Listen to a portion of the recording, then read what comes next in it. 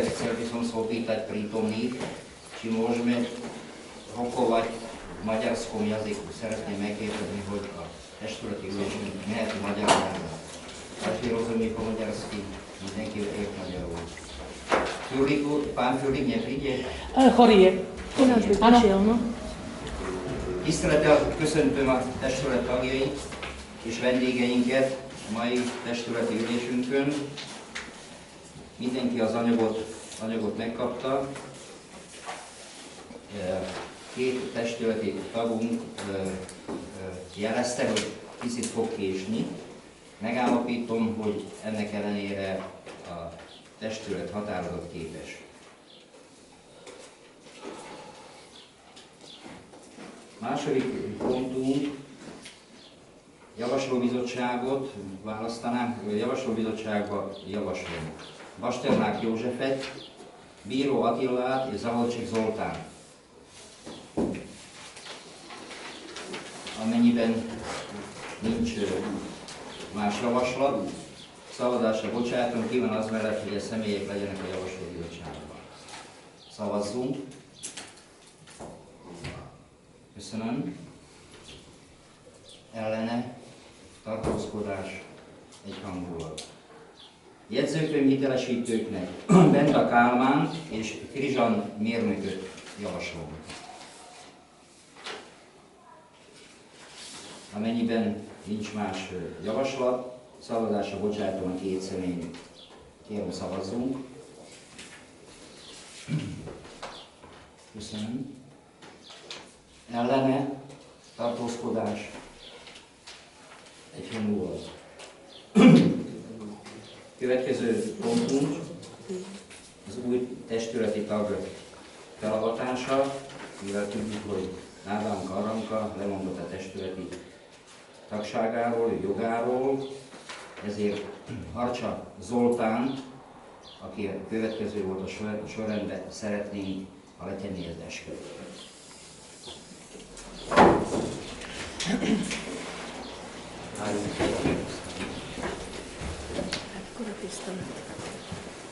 Slub poslanca obecného zastupiteľstva pri vete.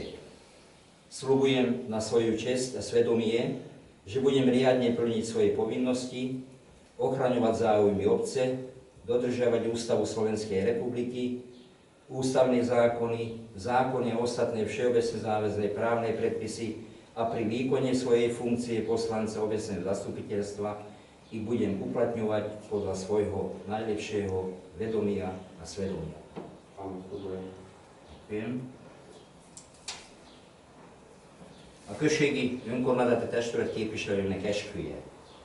Becsületemre és lelkiismeretemre fogadom, hogy kötelességeimnek rendesen eleget teszek, a község érdekeit védelmezni fogom, a Szlovák Köztársaság alkotmányának, az alkotmányos törvények, a törvények és egyéb általános érvényű jogszabályok rendelkezéseit betartom, és a képviselőtestületi tagságom gyakorlása során a legjobb tudásom és lelkiismeretem szerint juttatom érvényre azokat.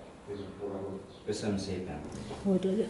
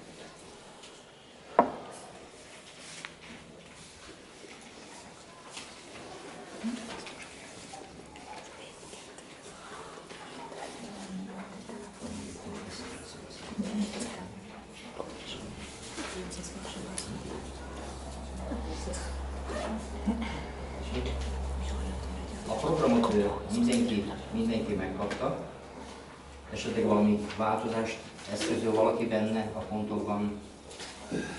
Amennyiben nem, akkor szeretném szavazásra bocsájtani azt, hogy a kiküldött program szerint folyjon a testületi ülésünk. Ki van az mellett? Kérem, szavazzunk.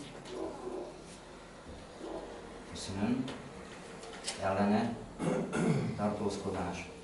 Egyhangúval.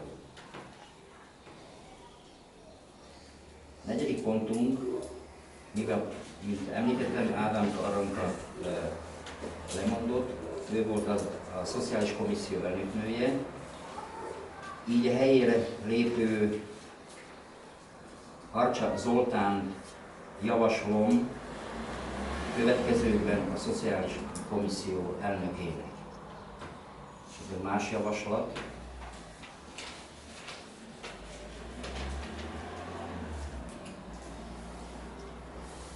És egyben még azt is szeretném hozzátenni, hogy akkor Ádám Karanka után lévő utcákat, Madari utca, a Ruzsovát és a Robotnyickát kapná meg, mint képviselő ezt a községnek ezt a részét.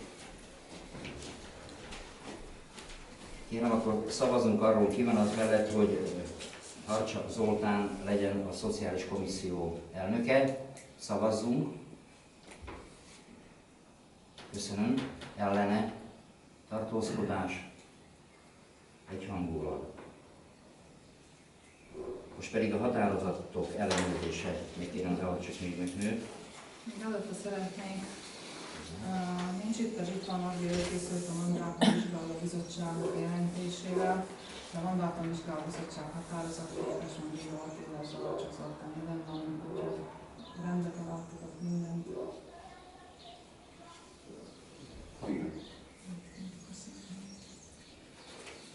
A múltkori gyűléstől ezek a határozatok lettek teljesítve. A 85/2015-ös határozat, ott például Vlastnickiho podielu obce Pribeta pre Ruženu Batolovú družstevná 22, Pribeta o výbere 4 metre štvorcové z pozemku vedeného na liste vlastníctva 4720 parcela číslo 910/2 o vlastníctve obce Pribeta v podiele 168 344. 106/2015-es határozat podpísanie zmluvy o dielo s víťaznou firmou SPORT priemyselné podlahy Lesná 7 Komárno na opravu miestnej komunikácie Lubanská. Oprava sa začala v pondelok. 111/2015-es határozat szerint elkészült a kalkulácia nákladon a rekonstrukció zubnej ambulancie. Erről még szó a továbbiakban. A 112/2015-ös határozat szerint Posledenie dopravných značiek, zákaz jazdu do uličky medzi obchodnou a školskou ulicou z oboch strán. A 117/2015-ös határozat szerint a száraz község dotációt kapott 1700 euróba. A 118/2015-ös határozat szerint kérvényt nyújtottuk be a megye felé odkúpenie priestorov lekárne od Nitianského samosprávneho kraja.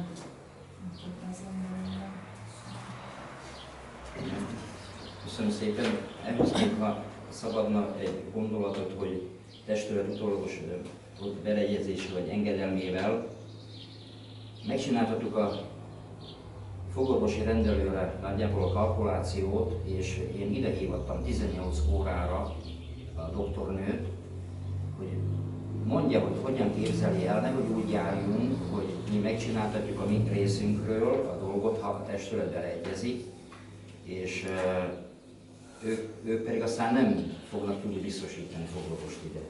Úgyhogy ha a testület megengedi, akkor 6 órakor majd behívjuk őket, jó? Beleegyezünk ebbe?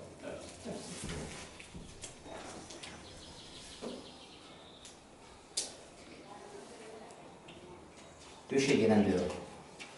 Rövid lesz. Budem čítať poslanecké, dobre? Správa o činnosti obecnej polície za obdobie do 7.5.2015 a do 9.6.2015. Hlásené, že na Mírovej ulici číslo 3 stojí vonku na ulici Ešem a má v ruke nož. Kričí na susedku. Boli vykonané potrebné úkony. Správa na okresný policajný zbor TS na osobu bola odoslaná. Sladená peňaženka s dokladmi bola vrátená majiteľovi Brzoľovi Jozefovi. Súčinnosť exekučného úradu Judru Lugomír Pekár, šalán na osobu BA, prípis. 15.5.2015 nahlásila pani SG 01 hodine, že na obecnú políciu, že na Mierovej ulici 61 vo vlastnom dvore počuje búchod. Obecná polícia to išla preveriť. Dňa 15.5.2015 na ulici Dlhá bola vykonaná kontrola vykupovačov peria. Dňa 16.5.2015 RP Dlhá 25, majiteľ domu, nahlásil krádež ponorky.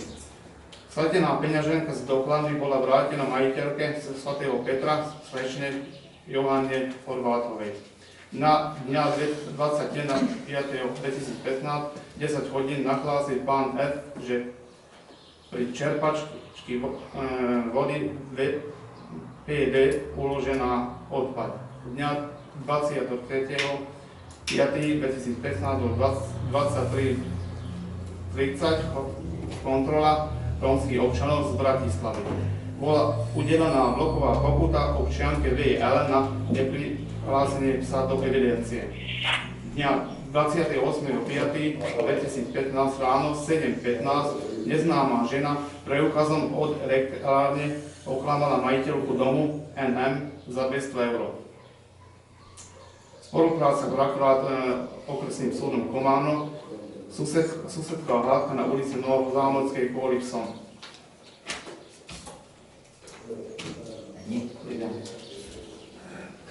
Köszönöm szépen.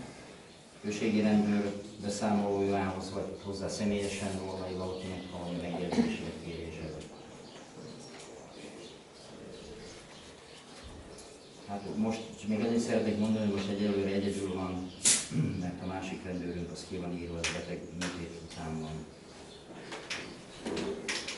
Következő pontunk fő ellenőr úr beszámolója a második éves tevékenységről. Én is államnyelven szeretném felolvasni a beszámolót, mert a magyar szakráról még nem volt elsajátítani dolgozunk rajta. Činnosť hlavného kontrolora sa riadila v zmysle plánu práce hlavného kontrolora obce Pribeta na druhý kvartál roku 2015 schváleného uznesením číslo 102/2015 5. dňa 12.5.2015 na 5. zasadnutí OZ. V prvom rade som sa zavedal na kontrolu pokladne obecného úradu. Kontrola bola vykonaná v prítomnosti samostatnej referentky Moniky Dikácovej. Kontrola bola zameraná na položkovitú kontrolu mesiacov február, marec, apríl, máj 2015. Počas kontroly bolo zistené, že pokladničné operácie sú vykonané v súlade so zákonom 431/2002 o účtovníctve a opatrením ministerstva financií číslo 2450/2003 92 z 11.12.2003. Pokladničné doklady sú vedené a založené v súlade so zásadami vedenia pokladnice z 2.8.2009 obecného úradu pri Bete. Interná smernica číslo 014/2009. Presun finančných prostriedkov vedený sekretariátom prednostu do hlavnej pokladne je pravidelne plynulý. Stav pokladne 19.5.2015 po 14.30 hodín bola 4835,82 €. Rozdiely medzi evidovaným stavom, pokladničnou knihou a pokladničnou hotovosťou neboli zistené. Bola vykonaná kontrola pokladničnej hotovosti, ktorá bola 19.5.2015 o 14.30 hodín 4835,82 €.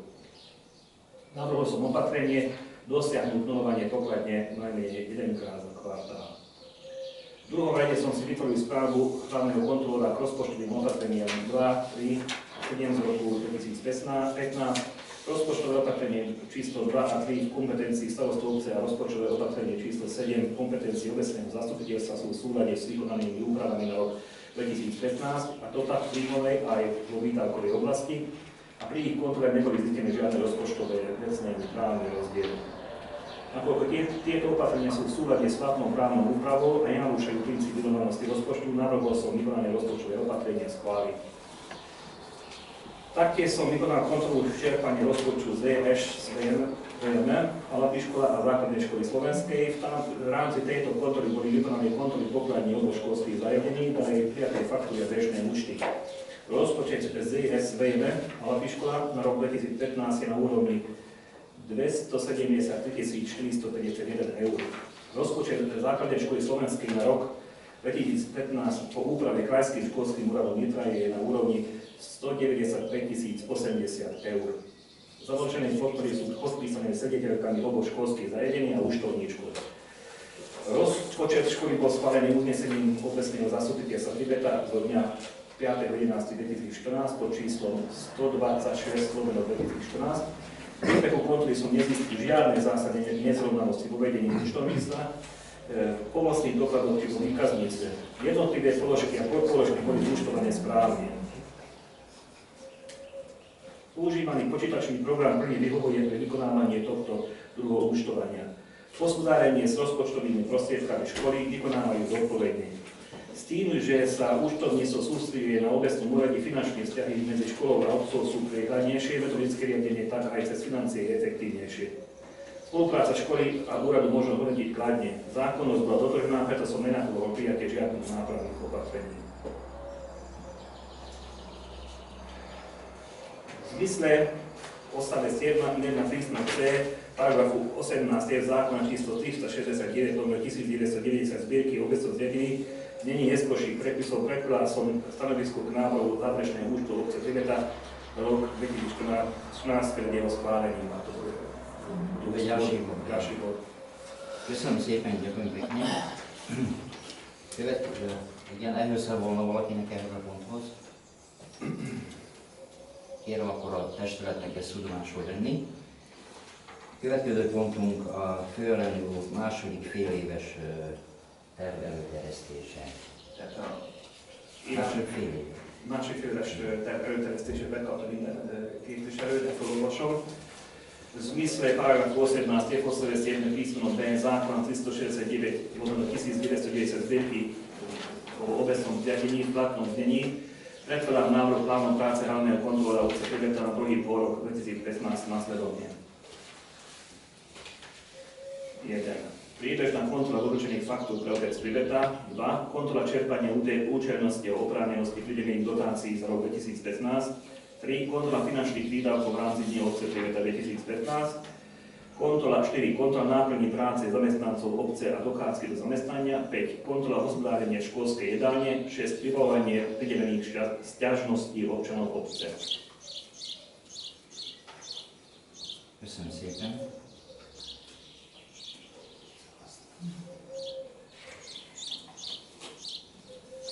Kérem, szavazzunk. Ki van az mellett, hogy ezt a főrend úrnak ezt a második főleves terét elfogadjuk. Szavazzunk. Köszönöm. Ellene. Tartózkodott-e valaki?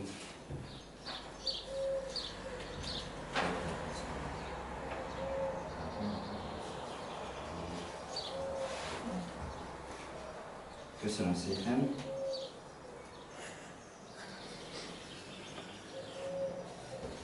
Most már pont a stanovisko hlavného kontrolóra k záverečnému účtu 2014. Moje stanovisko som prekladal s tým, že funkciu hlavného kontrolóra vykonávam od 1.4.2015, čo znamená, že účelnosť a hospodárnosť vynakladania finančných prostriedkov za hodnotené obdobie som nevykonal. Výsledkom hospodárenia obce za rok 2014 je dosiahnutie prebytku vo výške 38 624,35 eur.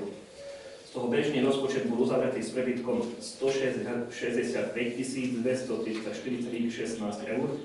Kapitálový rozpočet so schodkom minus 97 509,54 eur.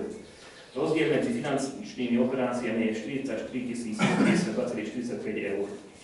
Schodok rozpočtu v sume 5528,10 eur zistením podľa ustanovenia paragrafu 10 odstavec 3 písmenom A a B zákona číslo 580/2004 o rozpočtových pravidlách územnej samosprávy a o zmene doplnení niektorých zákonov v znení neskôrších predpisov bol v rozpočtovom roku 2014 vysporiadaný z finančných operácií. súlade s paragrafom 16 zákona číslo 583/2003 o rozpočtových pravidlách územnej samosprávy a zmene a doplnení niektorých zákonov záverečný účet obce a záverečný účet vyššieho územného celku obsahuje najmä a. Údaje o plnení rozpočtu členení podľa paragrafu 10 odstavec 3 v súlade s rozpočtovou kvalifikáciou. B. Bilanciu aktív a pasív. C. Prehľad o stave a vývoji dlhu. D. Údaje o hospodárení príspevkových organizácií a ich pôsobnosti. E. Prehľad o poskytnutých dotácií podľa paragrafu 7 odstavec 4, paragrafu 8 odstavec 5, členení jednotlivých príjemcov, ak nie sú obcov a vyšším územným celkom zverejnené iným spôsobom. F. Údaje o nákladoch a výnosoch podnikateľskej činnosti. G. Hodnotenie plnenia programov obce a programov vyššieho územného celku. Predložený návrh záverečného účtu obce za rok 2014 obsahuje všetky požadované náležitosti i s komentárom a odôvodnením. Vzhľadom na vyššie uvedenie som odporúčal obecnému zastupiteľstvu prerokovanie záverečného účtu obce Priveta za rok 2014 uzavrieť s výrokom. Obecne zastupiteľstvo schvaľuje záverečný účet obce a celoročné hospodárenie bez výhrad. Ďakujem. Ďakujem pekne, písmom smetam. Kierom preštúvate Esla dlouho tu domášu venni. 10-14 pont az szinte egybe tartozik. Stanovisko nezávislého auditora egy úslomi uzávérke za rok 2014, záverečný účet obce za rok 2014. Ezt az anyagot mindenki megkapta. Én megkérném könyvelőnket, Laca Nyernetnőt, hogy ha van valami mondani valója, akkor erre 2 ponthoz, vagy volna kérdése a testületnek. Predložený návrh záverečného účtu obsahuje všetky povinné náležitosti od rozboru plnenia príjmov a výdavkov cez prehľad prijatých a poskytnutých dotácií až po výsledok rozpočtového hospodárenia. Na základe návrhu uvedení v skutočnosti navrhujeme schválenie presunu financií na rezervný fond vo výške 37 315,82 eur. Na rezervný fond bude ďalej presunutý aj zisk z podnikania vo výške 153,02 eur. Výška rezervného fondu po presune uvedených súm bude 126 409,39 eur.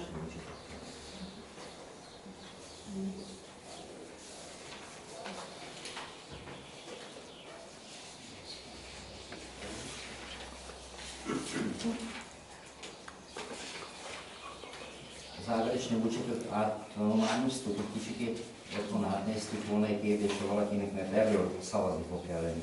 A testületnek el kell fogadni.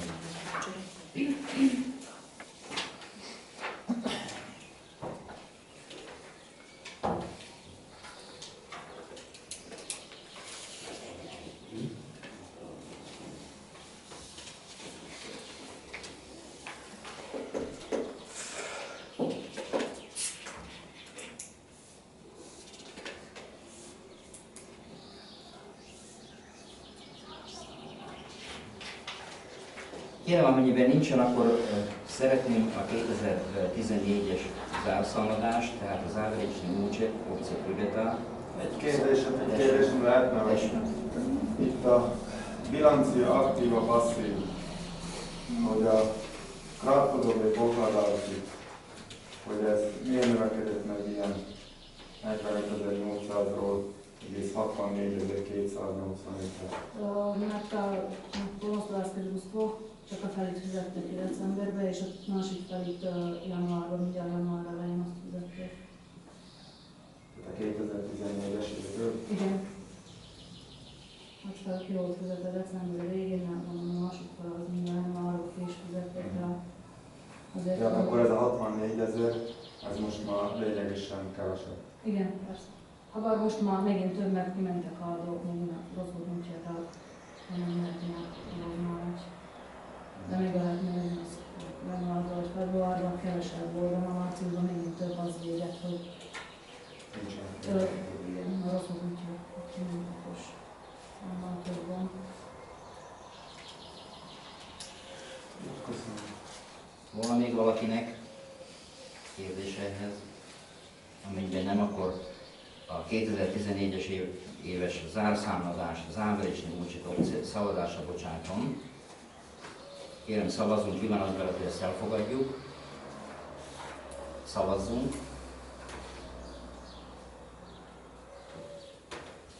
Köszönöm, ellene. Tartózkodás. Egyhangulag. 12. pontban költségvetés módosítása. Mindig bejön valami, szintén Gabikát megkérném, hogy nagyon labda ismertes, hogy hol lehet megint módosítani a költségvetést.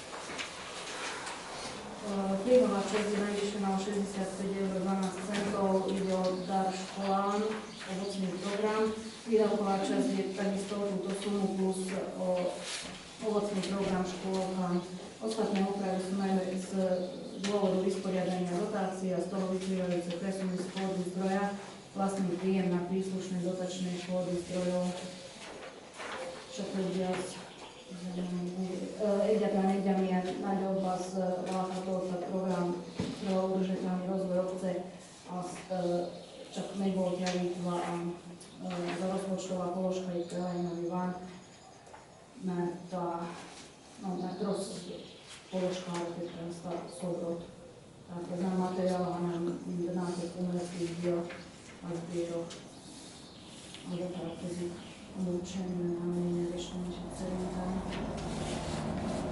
Van, akkor tényleg kérdezni.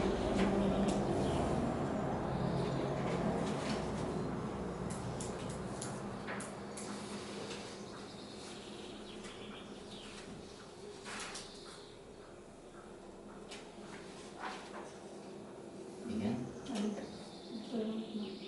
Köszönöm. Kérdés a költségvetés módosításához.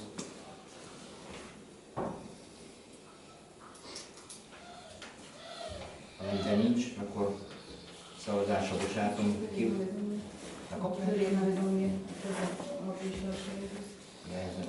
Jó, akkor testület ezt tudomásul vette. 13. pont. Národnodokú číslo a prevádzkovém poriadku pohľadiska obce Priveta. Abból jött ki, hogy kell egy határozatot hozzunk arról, mi az úrnak alatt elkészültek, és egyik, most egy héten a másik. Ehhez kell hoznunk egy határozatot, megkérem az alapcsikényeket, hogy is megkesne az elképzelésünket. Az a prevádzkový poriadok pohľadiska neobsahuje, nem tartalmazza ezeket a urlahelyeknek a elhelyezését, az urlahelyeknek a költségét, vagy a fizetnivalóját. A egyes dodatoknál, amikor prevádzkový poriadok pohľadiska megoldotta a urlahelyeket a foglalkozás temetőre, és ez a kettes dodatok, ez meg most a katolikus temetőre van szabva. Úgy beszéltünk meg, finanszkomisszió is volt tárgyalva, hogy úgy gondoljuk, hogy 10 éves bérletet kérnénk 50 euróra egy helyét, vagy 740-400 euró körül bekerült a 6 helyes úrnappal. Van ott márványtábla is, amire mindjárt ki lehet vésíteni a neveket, úgyhogy nagy költségem a hozzátartozónak ezzel nem lenne. Mink 50 euróra gondoltunk 10 évre egy urna helyért.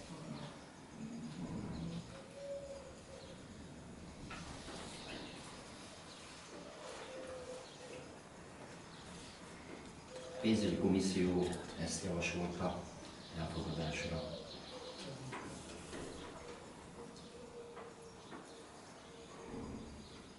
Sírhelynek már ilyen 10 év. 8 euró. 10 éves. A református temetőben 4 euró körül van az urnahely, de ott ugye minden költség, még a övé kéne, mert meg kell csináltatni a táblát. Meg így 50 euró lenne az a csak belevéseknek a jelenhet. Szóval 5 euró per év, hogyha visszaszámoljuk ezt. Igen. És a maga idő.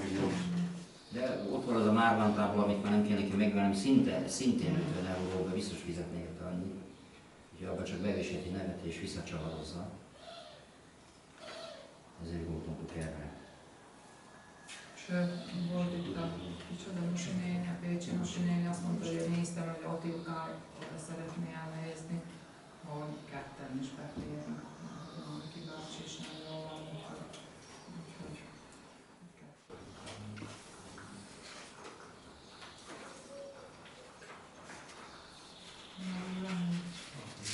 úgyhogy nem sok szerintem. Mi volt az út?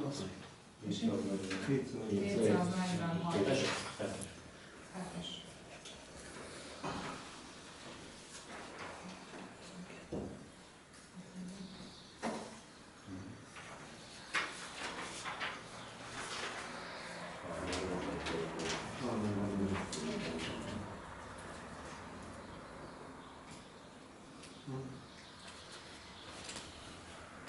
Szavazhatunk róla erről 50 euróról, hogy ez a kitétel legyen szavazva.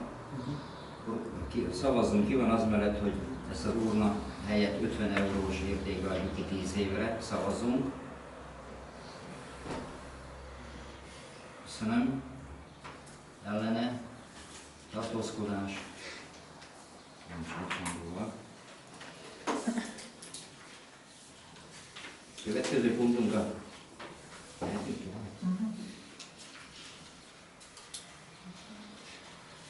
Predmení protokolu výsledkov kontroly plnenia opatrení prijatých na odstránenie zistení nedostatkov z kontrol z roku 2010 prijatých opatrení.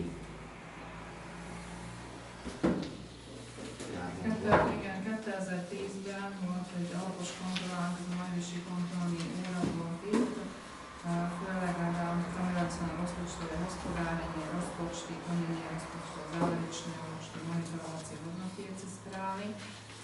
Akkor elfogadtunk ilyen opatrényét, 4-5 darabot, amit mostan 5 év után jöttek kontrollálni, akkor a németi opatrénye.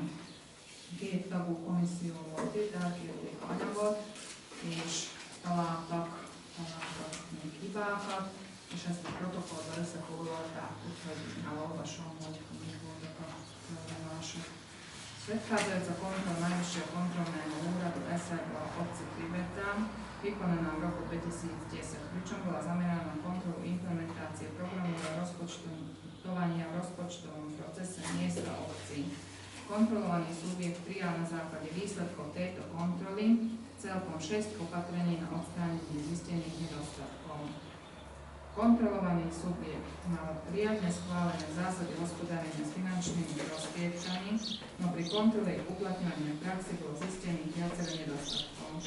Obecné zastupiteľstvo neprerokovalo v 3 prípadoch monitorovaciu správu do 60 dní po uplynutí prvého pol roka. Stöbbnyire abból adódott, hogy nyáron ugye nem volt testületi gyűlés, a 60 átment a nyári szünetre, és szeptemberben, amikor kihúzódott ez a monitorovaciu správa, akkor már fölvolták, hogy 63 után sme prerokovali monitorovaciu správu. Starosta obce nepredkladá monitorovacie správy na rokovanie obecného zastupiteľstva, ale tieto dokumenty na jeho rokovanie predkladala pracovníčka obecného úradu. Ezt is azt mondták, hogy praxisban működhet így, ahogy működik, hogy a polgármester úr megkéri a Gabika kolléganőt, hogy adja elő ezt a anyagot, de a jegyzőkönyvbe úgy kell vezetni, hogy predložil starosta obce. Úgyhogy ilyen hibákon van. Nevijakých úpravách rozpočtu nebolo vypracované odborné stanovisko hlavného kontrolóra k návrhu na zmenu rozpočtu. Hát ez viszont abból adódott, hogy a hegyi doktor úr sokszor beteg volt, és amikor beteg volt, akkor nem tudott leadni ilyen správát, és ezt visszamenőleg még nem lehet megcsinálni, úgyhogy informáltuk arról, hogy most már úr kontrollóra úr majd fizetesen fogja végezni a munkát. Kontrolná skupina MKO ďalej zistila nasledovné nedostatky a porušenia všeobecných záväzných právnych predpisov. V prípade rozpočtu 2011-2013 nebol viacročný rozpočet v plnom rozsahu vnútorne členené bežné príjmy, bežné výdavky, kapitálové príjmy, kapitálové výdavky a finančné operácie. 2010-ben voltak itten, a 2011-2013-as költségvetésben még találtak valami hibákat, tehát aztán már nem. Záverečnému účtu na rok 2013 nebolo predložené stanovisko hlavného kontrolóra. Ezt mondtam. Súčasťou záverečných účtov nebolo hodnotenie plnenie programov obce, ktoré 31.12. nebolo predložené na rokovanie obecného zastupiteľstva a iba či náplňa hodnotenie plnenia programov obce da udnalaztika od monitorovacia správa, još koja se nalihata za monitorovacia správa, hanem az hodnotiaca správa, kell mondani elnálezve. És nem lehet oda tenni a kettő, hanem hozzá kell tenni az záverečný úcsothoz, úgyhogy Šerpek megkértek bennünket, hogy aby prijali, prerokovali tieto závery protokolu a prijali sme ďalšie opatrenia. És akkor egyetlen opatrenie, čo z toho vyplynulo, aktualizovať zásady hospodárenia s finančnými prostriedkami obce Tibeta a predložiť aktualizované zásady rokovania obecného zastupiteľstva v Tibete, a következő pontnak a témája. Termin do 30. Tehát terminről vagyunk rá. Ezt mondom, ezt csak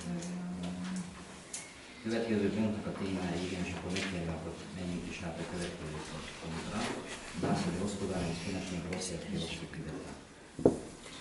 Zásadi hospodárni s finančnými prostriedkami obce Tibeta helyettesíti azokat a zászadét, ami 2010-ben volt elfogadva. Kicsit módosítva lettek benne dolgok, ami a mostani törvényeket illeti. Például bele dolgozva az, hogy augusztus letártéva már nem most már nem is volt deficit rozpočtu obce, stb. De ami a legérdekesebb, az a 22. paragrafus, amire szeretnék kitérni, schvalovanie rozpočtu starostom obce. A egyes pontban meghattuk azt, ami volt, a polgármesternek maradt a kvótája 1000 euró, hogy csinálnak rozpočtové opatrenie.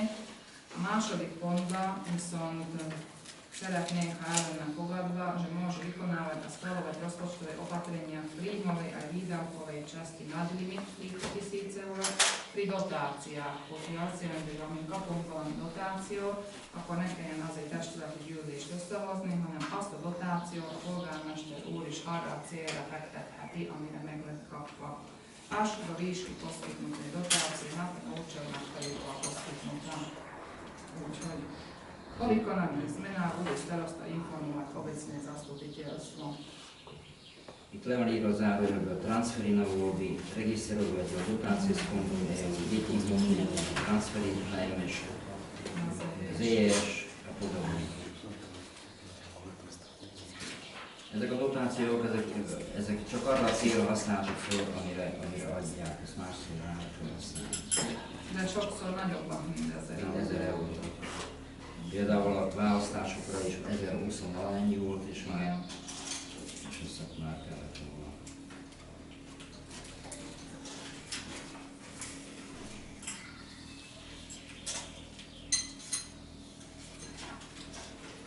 És olyan változást tettem meg, hogy ez a monitorovacia správa most már 90 napra bővítettem ki azt a időpontot, mert most is 7 kell ez gyűlés, addigra nem tudjuk elkészíteni, és akkor megint túllőnünk a 60 napot, mert csak szeptemberben lesz a következő gyűlés, úgyhogy 90 napos határidő elkészítjük a világos monitorovacia správát.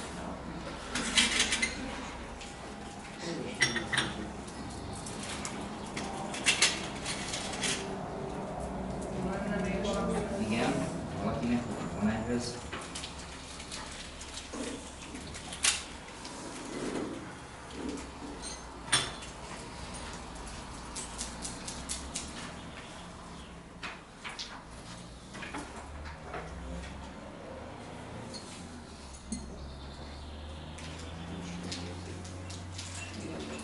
Szerintem csörömpölnék. Papírokkal.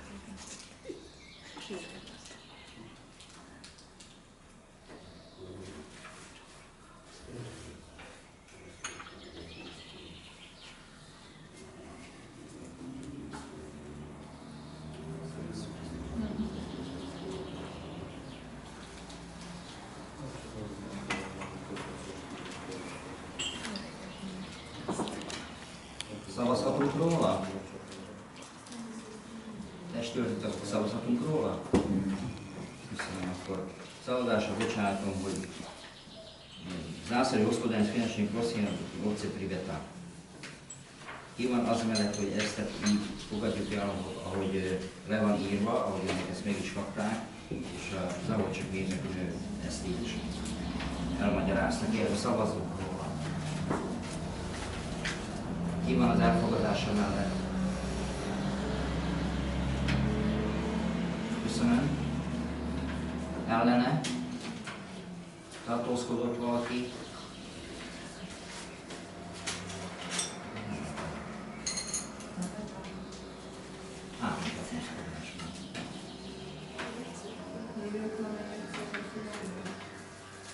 Három tartózkodás volt?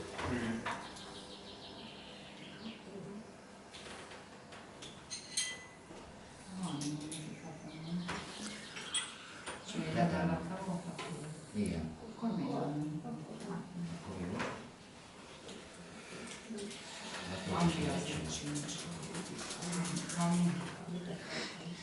Kami Zavalcsakból és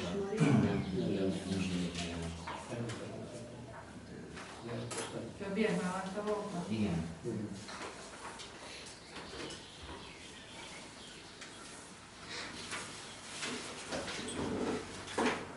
Következő 16-os pontunk zásady podávání preverovania vědomě podnětov podávaných zákona číslo 307 2014. Pár gondolatot Zavalcsakék törvényhez is. Van egy új törvény, ez a 307/2014 Bérki zákona. Tento zákon upravuje ochranu zamestnancom pred prípadnými postihmi za oznámenie kriminality alebo inej protispoločenskej činnosti a povinnosti zamestnateľov pri prijímaní a vybavovaní takýchto podaní. Ez má zásady, ez má érvénybelépet, úgyhogy ezt nem kell testületnek kivolálni, és tudomásul veszik, hogy van ilyen kidolgozva.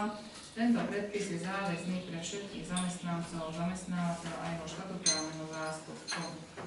Každý zamestnanec môže podať oznámenie, zodpovednou osobou je kontrolór obce, úgyhogy alkalmazottaknak annál kell jelenteni v prípade, že fyzická osoba sa dozvedela v súvislosti s výkonom svojho zamestnania, povolenia, postavenia alebo funkcie skutočnosti, ktoré významnou mierou môžu prispieť alebo prispiejú k objasneniu závažnej protispoločenskej činnosti alebo k zisteniu a usvedčeniu jej páchateľa.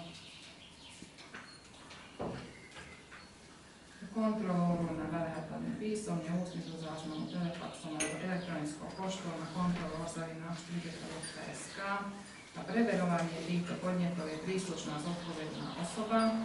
Preveriť ich treba najneskôr 90 kalendárnych dní. V prípade komplikácií možno preložiť o ďalších 30 dní. Zodpovedná osoba je oprávnená v potrebnom rozsahu písomne vyzvať podávateľa podnetu, ako aj zamestnávateľa, dotknutého zamestnanca či štatutárneho zástupcu na spolupráci pri preverovaní podnetu spolu s určením primeranej lehoty na poskytnutie súčinnosti. Ezt minden alkalmazott tudomásul vette, hogy most már jogaik vannak neki, a kontrollor úr fogja vezetni azokat a drámánokat.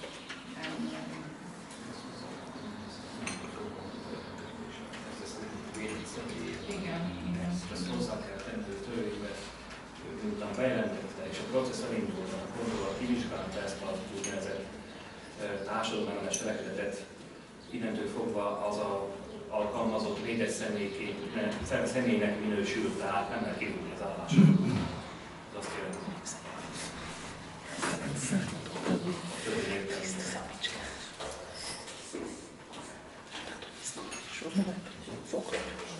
Kérem a testületetől ezt a tudomásul.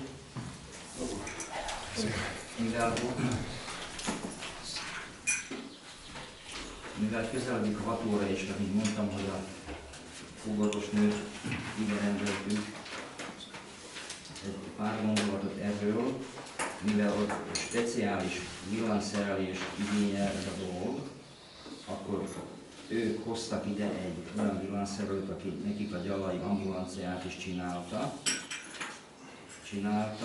és ettől kaptunk mi egy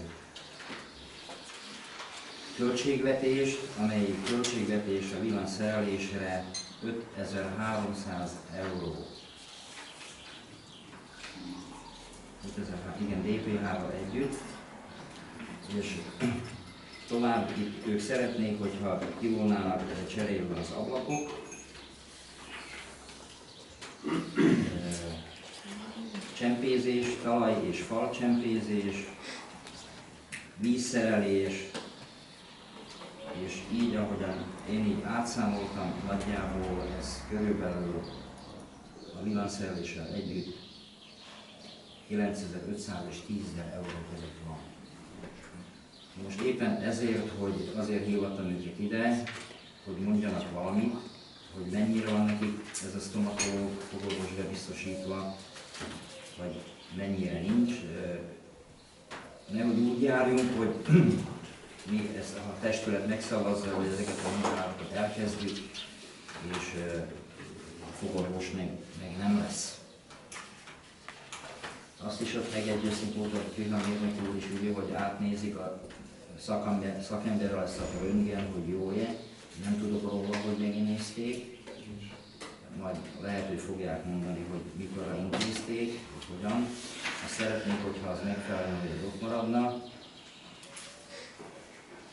Talajra igen. oda nem azt mondták, hogy az alsó elég, hogy nem kell az Kérdeztem én is, de ha gondoljuk, akkor a PVC is jól rendviselhető. Ott is tudnánk. 5300 eurót, nem tudom, még lehetnek javítani azt? Igen. Hát elkezdek. 5300 euróért.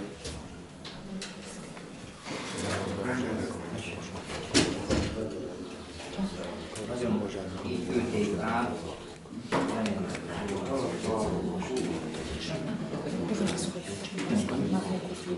így ülték át.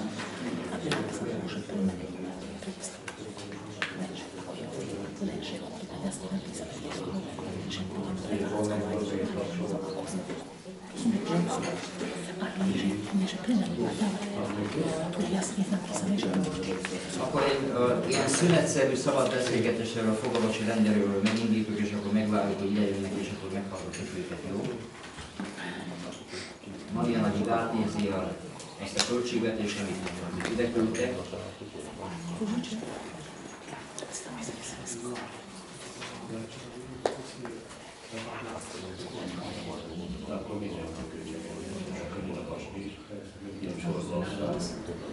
Beszélgettük egyébként, hogy ha kicseréled a harmadlapot, akkor jön.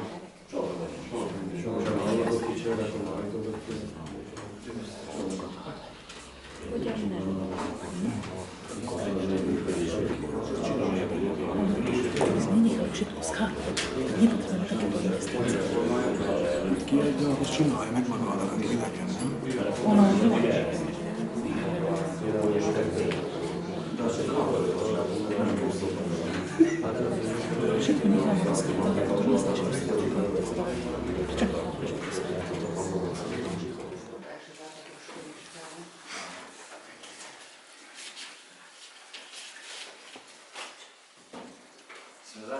Začali jednania okolo tej ambulancie a trošku obecnému zastupiteľstvu sa zdajú byť vysoké tie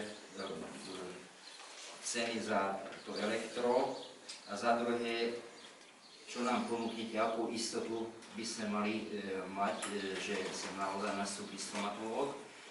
A po tretie, treba aj tu to padlo, že treba nad tým rozmýšľať, že by si tieto práce, tie opravy spravili na vlastné náklady a by si odpustili na určitý čas nájom.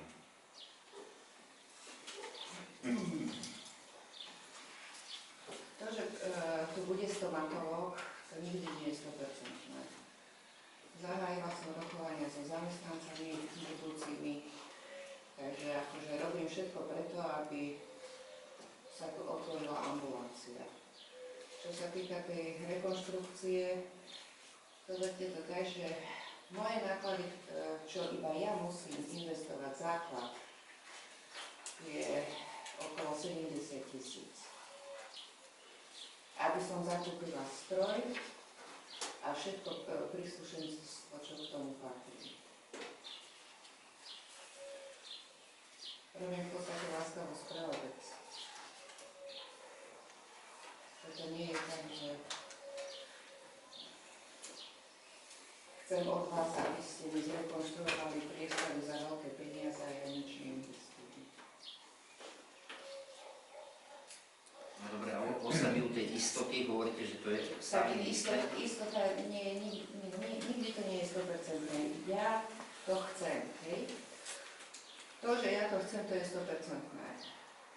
Ale čokoľvek sa môže vyskytnúť, že sa to neuskutoční, ale bola by som rada, keby sa to uskutočnilo. Neviem vám dať záruku. 100%.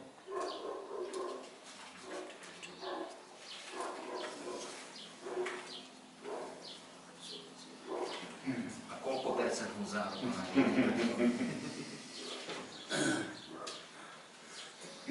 Ťažko povedať. Môžem aj ja sa k tomu vyjadriť. Ja som spoluinvestor. Toto nie je začarovaný kruh, to je gordický úzol. Hygiena nedá súhlas, teda krajský štátny lekár nedá licenciu, pokiaľ nevyhovujú priestory predpisom. Priestory musia vyhovovať predpisom, na to je hygiena. Hygiena nedá stanovisko krajskému štátnemu lekárovi. Dovtedy nie je licencia. Kým nie je licencia, nedá sa rokovať s poisťovňami. Všetko je to také, že niekde treba začať. My sme sa rozhodli, že to spravíme. Nie je jednoduché zohnať zamestnanca. Pracujeme na tom už pol roka. Nikomu sme nič nepovedali, lebo ešte do dnešného dňa ho nemáme. Budúci týždeň by mal dojsť na rokovanie. Prvý, potom by mala dojsť druhá. Uvidíme, aké vedomosti, aké znalosti majú tí lekári, či nám vyhovujú alebo nie. Ak nám nevyhovujú, procesne sme sa bavili o tom pri hľadiace priestorov, že by sa jednalo o nástup niekedy koncom roka. Takže aj tá rekonštrukcia nie je taká urgentná, že musí byť za 5 dní hotová. Tomu zamestnancovi my musíme tiež dať nejaký prístup v nejakom termíne.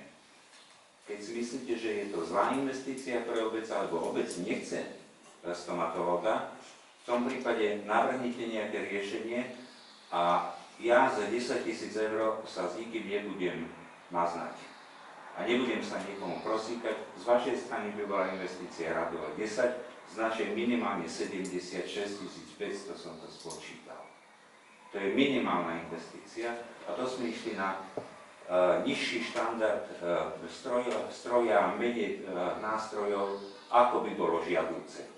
Sme povedali, že to sa potom dokúpi, keď sa to rozbehne. Neviem. Ak nemáte záujem investovať, povedzte to rovno, navrhnite iné riešenie, prenajmeme za korunu alebo za euro na 10 rokov. My do toho investujeme.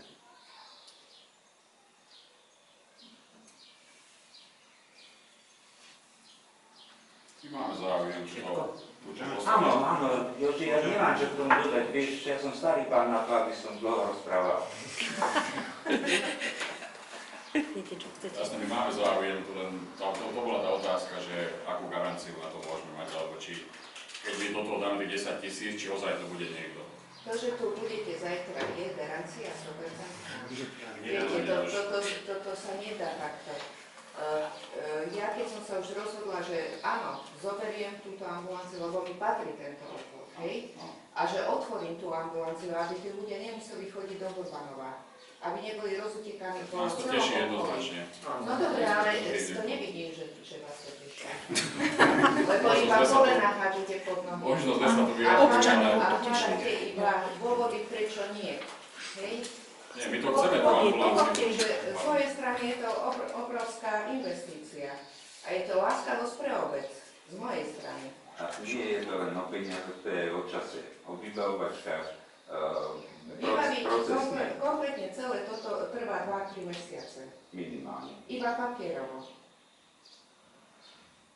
Ale predtým už ambulancia musí byť v richting. Toto je V podstate to, že problém. ambulancia musí byť hotová. Musí byť zrekonštruovaná, musí vyhovovať hygiene, musí vyhovovať každému. Musí tam byť už aj stroj. Takto na čierne na bielom musí byť, že áno, tu sa môže prevádzkovať stomatologická ambulancia. A potom môžem začať také papiere vybavovať ako poisťovňa, úrad pre dohľad nad zdravotnou starostlivosťou, krajský lekár. A to je zase kopec času a vybavovačiek a poplatkov, to už ani nehovorím. Vieme získať aspoň taký písomný prísľub, že keď sa to zriedi, takže 5 rokov tu akože to ostane? Prečo by som utekala po takej investícii? Zoberte stroje inde. Kde? Postavím si rozhodnúť. Ja si myslím, že vôbec zastupiteľstvo nemá výhrady voči tomu, len ako alternatívu sme sa pýtali a navrhli to riešenie, lebo jednoznačne to je to isté finančne, keby ste platili nájom, ako my to prefinancovali teraz tieto veci, takže sme tam takisto, ako vy hovoríte, tak by sme sa s tými peniazmi stretli. Aspoň tým máme aj nejakú vyššiu garanciu, že určite tu, to my potrebujeme toho stomatologa. Nedávajme to do tej roviny, že nie, práve že áno. A ústavo chceme to riešiť. A chceme nejaké páky, ale respektíve niečo istotu, že fakt tu už bude. Už milión rokov tu nemáme, my to potrebujeme. Lenže bez toho, že ste niečo urobili stomatologa, nikdy nevidíte. Ja vás chápem. Pretože kým nie sú priestory v takom stave, ako majú byť vo vyhovujúcom, dovtedy sa nikoho nenalákate. Nikoho. Kohokoľvek oslovíte, nedojde, kým to nebude v poriadku. A viete si predstaviť, aké šatky budeme robiť, keď budeme ukazovať budúcu ambulanciu. Toto bude ambulancia, kde ten človek bude robiť. A tá ambulancia je rozbitá, zatečená, nič sa na nej nerobí. Ja ako budúci zamestnanec by som sa otočil na opäťko a odišiel. By som povedal, že v týchto priestoroch, že ja tu nebudem ordinovať. A ako mám istotu, že to spravia? No, na druhej strane ja som si čítal nejaké zmluvy, aké máte štandardne spravené v zdravotnom stredisku, trojmesačná výpovedná lehota obojstranná. Keď my máme investovať aj stavebnú časť, nesúhlasím s trojmesačnou výpovednou lehotou. Príde Jožko Mrkvička, povie, ja som nápovedný sa stomatolog, budem u vás robiť, chcem túto ambulanciu, vyhodte Vargovú, vy v rámci trojmesačnej výpovednej lehoty vypoviete Vargovej a môže si robiť, čo chce. Takže viete, na jednej strane vy chcete garanciu od nás, my chceme garanciu od vás. Do toho štádia sme ešte neprišli, ja som myslel, že gentlemanská dohoda platí. My sme povedali, že my sme oslovili starostu, že by sme sem prišli, tú ambulanciu by sme zriadili a poprosili by sme, že teda ponúknite, čo viete poskytnúť. Chceme byť pre toho stomatológa, nechceme, aby býval v cigánskom gete, chceme, aby slušne býval a my budeme investovať do ambulancie. Nikdy sme starostovi nepovedali, že o akú sumu sa jedná. To nebolo predmetom rokovania. Tak je Joži. Áno, je to. Ani si sama Ani nespýtal, že neviem, koľko nás to koľko bude stojí za jedním také ambulancie, však jasné, že teraz hovoríte o 70 000 eur. 76 000. Môžem ti aj dať to. Prosím. Joži, nakoľko ťa mám rád, tak som ti to spravil do Excela tie tabulky. To nie je. To je vyznanie. Tam je presne rozpísané prístrojové vybavenie, nástrojové vybavenie, špeciálny zdravotnícky materiál a neviem čo ešte. To sú veci, ktoré nie sú lacné, bohužiaľ taká suma tam vyšla. A to sme išli do slovenského stroja Kirabentu. Nešli sme do Klammeky alebo Kama nemeckého, ktoré je za dvojnásobnú cenu. V tom prípade by sme boli niekde na 100-120 000. A keby sme zmluvne upravili tie vzťahy, takže tá zmluva by bola tiež veľmi vyhovujúca, je skôr lepšie tie zmluvy upravovať a presne. Bolo aj lepšie možno aj tie stavebné úpravy, keby ste riadili a robili vy, lebo by bola podľa vašich požiadaviek. Suma sumárum sa stretneme to isté, takže my hovorím veľmi chceme. Nejde o to, že nechceme. Len jednoznačne ste vedeli, že áno, vy toto takto chcete. My teraz vám niečo urobíme a nechcem, áno, koordinácia tam môže byť, vždy aj bude. Ale chceme, aby to bolo presne podľa vašich požiadaviek. Nie, to je presne podľa požiadaviek, ako má vyzerať stomatologická ambulancia. Či to bude Vargovej, alebo to bude Vargova, alebo Košova, alebo kohokoľvek, bude to vyhovovať stále norme. Tu nechceme nejaké iné dispozičné riešenie, štandardné dispozičné riešenie stomatologickej ambulancie. Aká elektroinštalácia tam musí byť, aký obklad tam musí byť, toto všetko je dané. To si my nevymýšľame. Jedná sa o umiestnení, lebo viem, že každý si môže dať niečo, nevyhovuje tu, mám tam a tak ďalej. Hovorím, tá koordinácia musí byť v každom prípade. Či tá je finančná, či ona. My sme to navrhli ako alternatívu, respektíve navrhovali by sme ako alternatívu. Pre nás to samozrejme musí vyspať na alternatívu. Ešte sa opýtam takto, že dokedy by sa mala pripraviť tá ambulancia, aby sa začali papierovačky okolo toho. Teraz je jún.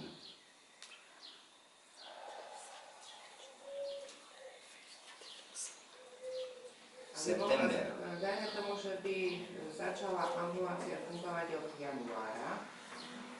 V podstate tie rekonstrukčné práce by stačili september, október.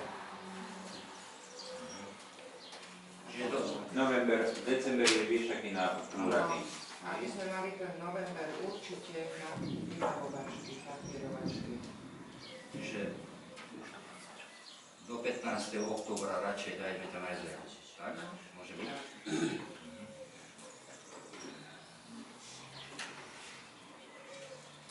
My sme za koľko zrekonštruovali tú ambulanciu? Za mesiac. Mesiac a pol, 6 týždňov od podlahy po strop. Všetko bolo rozebraté a robili sme to kvázi po polvidia. A sme to za 6 týždňov stihli a zvládli. Takže tu je menej tých prác, len otázka koordinácie. Ja si myslím, že za tých 5 týždňov sa to dá spraviť.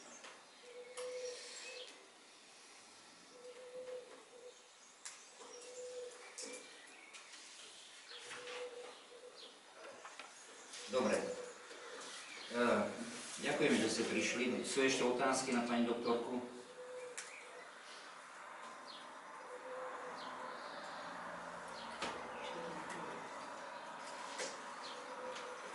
Pokiaľ nie sú, tak poďakujeme, že ste prišli a samozrejme, že ešte budeme o tom debatovať a rozhodneme sa, že ako čo ďalej. Ja by som ešte jednu vec mohol. Áno. Došiel za mnou Darči Pastorek s tým, že spravil projekt elektroinštalácie. Ale ja som mu povedal, že ja som nežiadal projekt, len rozpočet. A povedal, že bez projektu rozpočet sa nedá spraviť, potom mi tvrdil. Aj Kalčane nacenil, no a prišiel za mnou, že kto to bude platiť. Koľko pýta za ten projekt? 200 € pýtal. To povedal, že menšie za pozítka, či dojde, ja ťa vyplatím. Lebo ja som bol tam a ja som ti zatelefonoval. Tak áno, my sme chceli cenovú ponuku elektroinštalácie. No ale cenová ponuka sa nerobí bez projektu a elektroinštalácia sa nerobí bez projektu, takisto. A potom bude treba aj revíznu správu. Takisto sa to bude musieť robiť. Takže som povedal, že zle sme začali. Dobre.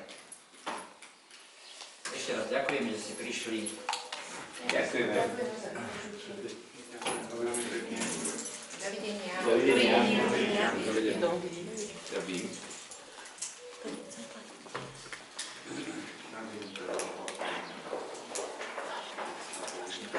Mit hallottunk, mi a vélemény?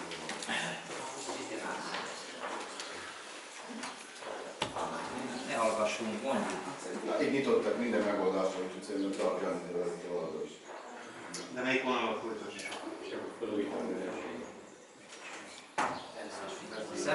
Szeptember elején el kell kezdeni, hogyha október 15-ére az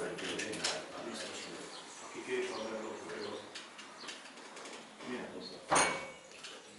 Hogy fog beszélni az valóság.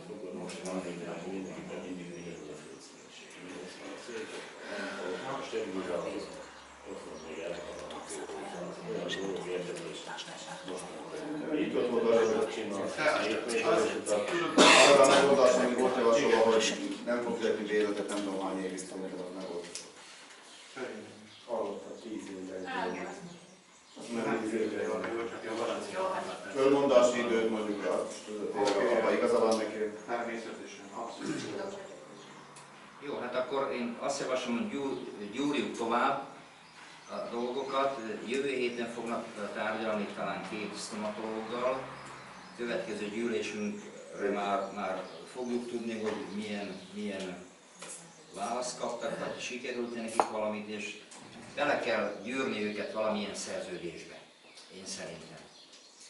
Bele kell gyűrni őket valami, legalább 5 évre, legalább egy olyan szerződésre 5 évig, hogyha itt megcsinálják, akkor 5 évig minimum itt maradnak, vagy 10 éve. Beszéljük róla.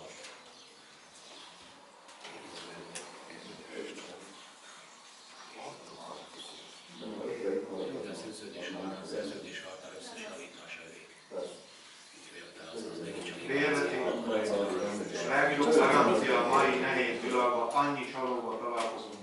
Adjuk bérmentve oda, határozzuk még, hogy melyen időre, és így mindenki Beleegyeztek?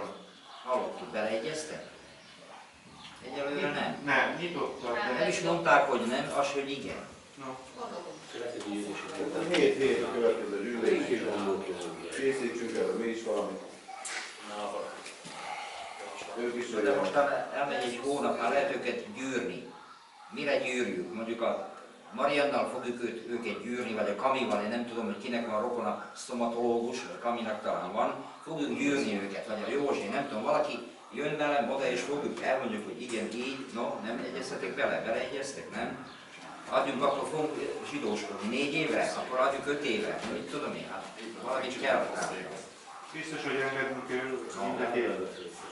mindenki oldalról, de viszont ilyen előszerződések meg, hát most szintén nem sokat segítünk magunknak. Bíróskodhatunk velük a 20 évet. Ő investáljon.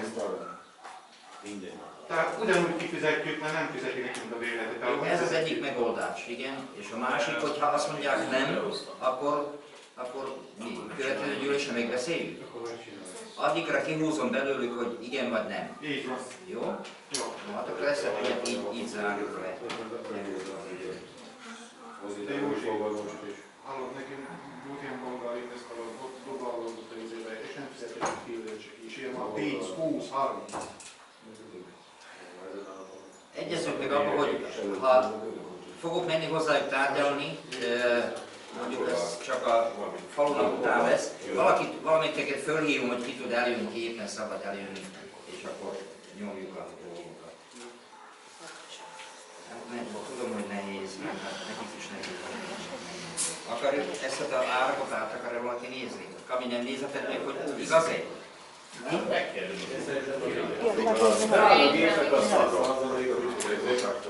Egyelőre annak semmit, megnézhető. De az úgyis a ő investíciója. Az ő investíció nem érdekes. Azt ő akar legyek megvenni. Nem lényeges neki. Százat hoz ide kerülnek. Én valahol megkérdezem, hogy milyen ára is van még azon a villanyon. Van olyan világszer van kapcsolatom, hogy biztos, hogy valamit megpróbálok. Milyen ára is? Jövő héten valaki járnak, akkor el kéne tőlük, azt elfelejtem nekik mondani, hogy adják oda, olvashatóan, hát ezt nem lehet olvasni.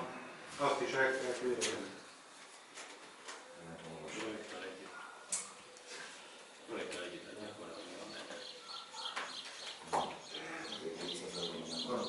Átérünk a következő pontot, a Zsilagoszti Okcsanova lakossági kérelmek.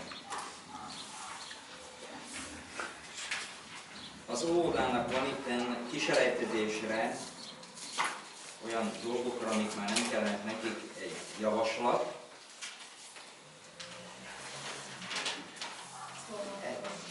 Igen, a szlovák óvodának.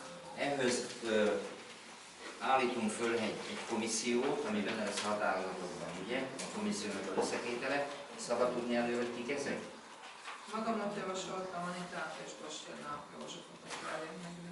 Elfogadjuk, és akkor elmenjük, és a következő testületi ülésen aztán döntjünk róla, jó? A kísérletezésről.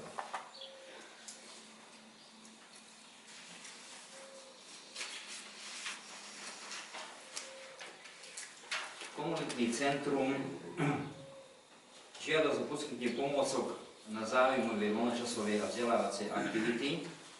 Ez a kérvény tegnap volt a pénzügyi komisszión, és a pénzügyi komisszió javasol, hogy kicsit frissítsük föl a dolgokat, tudjunk venni számítógépet, mivel a projektben benne van, de még mindig nem adtak, egy projektort és így tovább, amivel jobbá tudjuk tenni ezt a dolgot. Erre kérnek pénzt. A pénzügyi komisszió tegnap ülésezett és javasol 1000 eurót jóvá megnyerni. Higgyük el, hogy jó helyre tesszük ezt a pénzt, mert sokan megfordulnak, gyerekek, minden. Én javaslom ezt az 1000 eurót, tessék a pénzügyi komisszió, Norbi. Javasolom. Projektot akarnak venni, szerintem projektot nagyon kéne már faluba is, tehát kultúrnak versenyek vannak, stb. Nincs projektolva. Nem egy faluba. Is használni. Több meg ilyen tanuló, meg esetleg nem tudom, 1000 euró mennyi minden jön ki. Hogy milyen nagyban lesz. Kapacitású részt veszünk egy projekt. Tessék valaki hozzászólás. Én mondom még egyszer, én javaslom szintén elfogadásra, jó helyre megy ez a pénz. Szavazhatunk róla? Akkor ki van az mellett, hogy ezt a Community Centrum, ezt a 1000 eurót megkapja? Szavazzunk. Köszönöm. Ellene? Tartózkodott?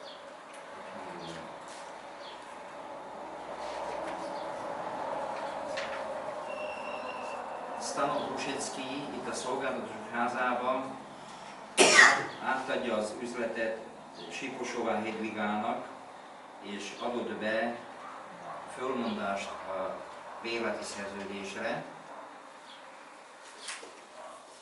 ami 2006-tól van neki, és június végével, és ez a következő kérvényben pedig aztán a Sipos Hedviga fogja kérni ezeket a helységeket. Ők egymás között megegyeztek, a Sipos Hedviga megveszi tőle, átveszi tőle a raktárkészletet, minden. Úgyhogy ezt a fölmondást kérem a testületet, vegye tudomásul, és akkor a Sipos Hedvigéje a következő kérvény, aki kéri, žiadosť na prenájom miestnosti v dome služieb. Ugyanazokat a helységeket, itt ki vannak írva, négyzetméterek, minden, ugyanazokat a helységeket kéri július 1-től bérbe. Szavazhatunk róla? Kérem, akkor szavazzunk, hogy kiadjuk Sipos Hedvigának a szolgáltatások házába a Rusecký által visszamondott helységeket. Szavazzunk. Köszönöm. Ellene. Tartózkodás. Egyhangulag. Bálint József Drusztyevnál 61-ből anyagot kér a hídra. Építkezési komisszió. Nem lehet. Igen? Javasolják. Köszönöm. Szavazásra bocsájtom, ki van az mellett, hogy Bálint József kapja meg az anyagot a hídra. Szavazzunk. Köszönöm. Ellene tartózkodó. Egyhangulag. Tóth Szilárd, aki szintén itt eljött. Én szeretném felolvasni az egész kérelmét. Tisztelt képviselő urak! Szeretném a falu vezetését arra kérni, hogy anyagi hozzájárulást nyújtson nekem a VKAP Extrema Kali Armis Világszövetség Európai Bajnokságán Bukarestben, Romániát részvételét. Mint tudják, megjelent cikk alapján a Tervetei Hírmondóban, ebben a sportágban én vagyok az egyedüli szlovákiai versenyző. Szeretném, ha magammal vihetném Tervete címeres zászlaját és támogatását, az esemény anyagi vonzata pedig összköltség 870 euró. Elért eredményem jelenleg csak egy van, ez pedig a tavalyi világbajnokságon megszerzett bronzérem. Remélem elégségesnek találják arra, hogy pozitív módon befolyásolja önöket. Lehet, azt gondolják, ez nem fontos, de ha nem támogatunk valamit, ami csak most kezd itt nálunk kibontakozni, akkor majd megteszi más. Én szeretném, ha ez a sport innen indulna Tervetéről, a történelmi időből pedig több közös van ebben a Fülöp-szigeti harcmodorban és az ősi magyar önvédelemben, mint gondolnál. Remélem kérésemet oly objektív és nyitott elbírálást kap. Tóth Szilárd, a VECAF szlovákiai elnöke.